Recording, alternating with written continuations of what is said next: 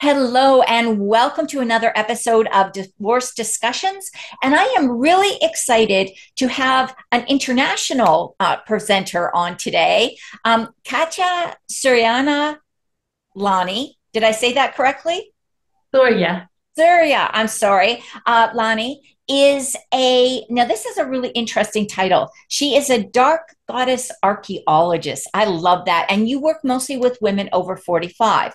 So, Katja, share a little bit about yourself, what you do, and how this got to be your area of focus and passion.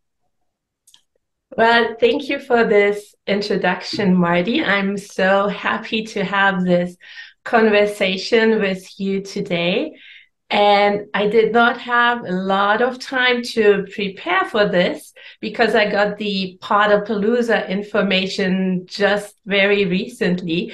But when I did look up your podcast, what spoke to me was that you are helping women with their life transitions, and there is a focus on having women feel empowered. And that is definitely something that I am resonating very much with. So this is where I feel the connection between your community and mine.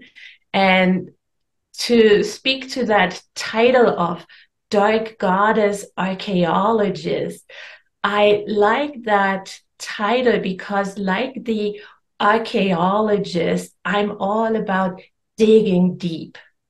And the dark goddess comes into play because in this journey to the depths of a person's being, there is this need to feel into one's dark places. And dark, I am understanding not as something evil, but something that has been hidden under the surface, something that might have been repressed in a person. And it's being persistent with that digging work to uncover things so that they can be accessed. And especially when we think of what is commonly known as the golden shadow, so we can access the gift in it. Oh, I don't hear you. I think it's really important because what does happen is a lot of times when we're going through trauma, whether it's big T trauma or little t trauma, or whether it's, a little setback or a big setback, kind of Western culture, the first thing we try to do is just pretend everything's okay. Like, don't Mm-hmm. deal with it. Don't go into, those darker places. And I get what you say Yeah. when you're saying dark is not evil or bad or overwhelming. It's just something we're hiding. We're keeping it Mm-hmm. private. Why do you think that's the way we've evolved? Like, do you think that's something we have created, or is it something that's natural for us to do? It's probably fair to say that for human beings, a natural reaction is that we want to avoid pain. So our default is often to run away from what makes us feel pain. But I have experienced in my own healing journey that it really only works when I am facing it full on. So it's not a running away from, but a turning towards what really makes the difference. And in this work, it is so crucial to start out with a feeling of safety. And I have found that this feeling of safety, true safety, can only be found within. So that is the first step that I would guide everybody who is working with me through, that we turn inwards. And I am working often with people in a pattern of self-sabotage. And one characteristic of this self-sabotage is a looking externally for validation. But that can really never work. It's only by turning inward and resourcing my self-worth internally, and then I'm really receiving what I'm yearning for. Oh, I love, you know what? I love that message. And I've got to tell you, I just did a podcast the other day with Ben Ufana, who does traditional Native American healing. And Yeah, his saying was, you have to feel to heal. And that's really what you're saying, exactly. right? You have to experience that. And I also really resonate with what you're saying, where when we're feeling pain, like especially the women that I work with going through divorce, there's a percentage of them that will turn to their work. They will become highly productive. They will, Mm, or some women, and men, some people going through divorce might start going out and socializing a lot more so that they don't have to stay at home. They don't want to spend, it's scary thinking I have to look inside, right? So I yeah. love that idea of creating a safe space. How are you able to coach people or to help people to begin to trust that ability to go inside and find that safe space? I'm not sure if I get what you're asking. Could you rephrase the question one more time? Sure. For some people, looking inside is the scariest thing, right? Like you Yeah. say, looking externally to validation. So how do you help people to get comfortable with looking inside? Ah, now I get what you're asking. That Um, last question was a convoluted mess. So I'm glad you asked for I clarification. find Thank that you. it works best by breathing. In everyday life, we are often breathing unconsciously. And by putting focused attention on the breath, making it intentional, I can connect with my body more. And when we are in a lower frequency, there is often this disconnection from the body. But I can use intentional breathing to reestablish that connection with my physicality. So it's really through slowing down the breath and breathing slowly, deeply, and with intention that this access to the subconscious is granted. And it's in the subconscious that emotions, emotions that are holding us back from moving forward, they are in the subconscious. So we first need to access the subconscious, and then we need to do the healing there in the subconscious. And then a third step is to empower the subconscious. And often that is by replacing a limiting belief that is holding people back with a new belief that helps people to move forward. And that is often a shift from victim position to the empowered position of being a co-creator. Yeah, yeah. And I've really been reading a lot lately about how we need to look at challenges that come up in our life, whatever they may be. You lose your job, a loved one passes away, you go through a divorce, whatever the issues, you have financial problems. Instead of looking at them as, why was this done to me? Mm, Looking at that from, what am I supposed to learn from this yeah. experience?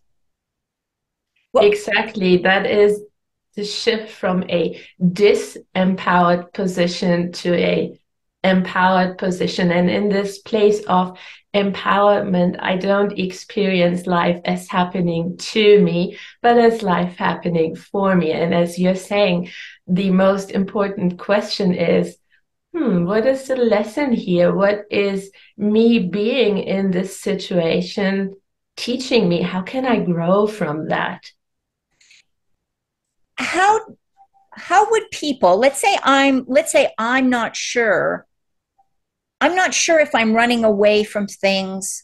What are some of the symptoms or the changes I may notice if I'm not dealing with those emotional things, if I'm pushing them down and pretending they're not there? And like we were talking about at the beginning, just trying to stay busy. Other than staying busy, what are some of the things that I may notice that change in my body when I'm in that locked in, those emotions are locked in me? Yeah. That's a comment that I wanted to make earlier when you spoke about this busyness of people. I wanted to say, yeah, that's another way this self-sabotage can show up. There's this type of the overachiever who is just continuously wanting to perform well, right? And now that you're asking, how is this showing up? I would say a typical thing that such a person would answer when asked, "How are you?" is, "Well, I'm fine. There's nothing going on. I'm totally good." But that is often a lie that such a person is um, having towards themselves of not really admitting how awful things truly are and being in this position of denial, of not wanting to look at what's under the surface. And there's so many things that get brushed under the carpet. And it's truly through embracing self in my allness that magic is really happening. Yeah. So So I need to embrace all those human parts, and those are often the so-called negative things about myself that I might have deemed unlovable and therefore repressed. yeah. So I think that this is really fantastic. And I love the insight and the clarity that you're providing around this, Katja. Thank you so much. Tell us a little bit more about the magic that people see once they start to trust themselves, look inwards, and make that shift, like you said, from feeling like a victim to feeling like you're in control. What is some of that magic that people see? Yeah.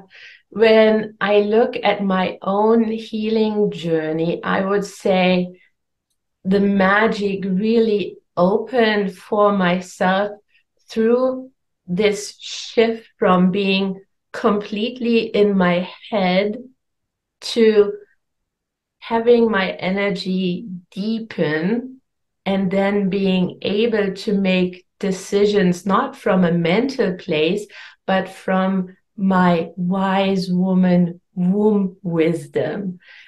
The mind isn't really a good decision maker. When I'm making mental decisions, then it's typically that I second guess them immediately. So to overcome this constant doubt, it is worth sourcing a decision from the womb space, because that's where I can really feel certain to have made the right decision. And it's about using that inner knowing, that intuition that is pointing me towards the next step to take. Yeah, yeah. And it's so fascinating how we've gone from a very analytical, intellectual decision making model, which is, I think, mostly masculine energy, which we were all taught as women. If we wanted to be in business, if we wanted to be successful, that's what we needed to do. And now I'm seeing this wonderful shift back to trusting ourselves, which I think is phenomenal, especially with the work that you do for women. Katja, what do you think is the most important or a big factor or a big issue or a golden nugget of wisdom you want everybody listening in to remember when they go on about their busy lives? I have found that for somebody who is ruled by their inner self-saboteur, it is really hard and often impossible to step into empowered action. And the reason that is so is because there is so much unfelt fear in a person's being. So I have worked with the word fear as an acronym, and you can understand it as forget everything and run, or you can interpret it as feel everything and rise. So my golden nugget of wisdom that I would have listeners to receive as the main takeaway from this conversation is really feel all your emotions fully, because we are held back when emotions have not been felt completely. So committing to finishing those emotions that have not been felt completely, that is really a big